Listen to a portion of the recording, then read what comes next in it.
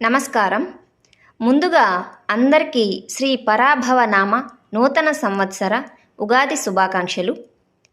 ఇవాళ ఈ వీడియోలో మనం 2026-2027 సంవత్సరానికి గాను ద్వాదశ రాశుల వారి రాశి ఫలాల గురించి పూర్తిగా తెలుసుకుందాం.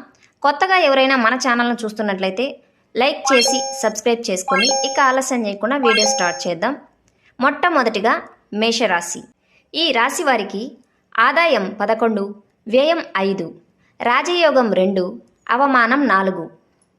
అదేవిధంగా ఈ సంవత్సరంలో వీరికి కలిగే శుభ అశుభ విశేషాల గురించి కూడా ఇప్పుడు మనం విందాం.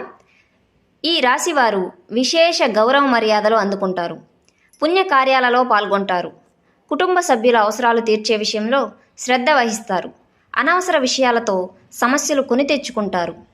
ఏలినాటి శని ప్రభావంగా కుటుంబ సభ్యుల మధ్య అవగాహన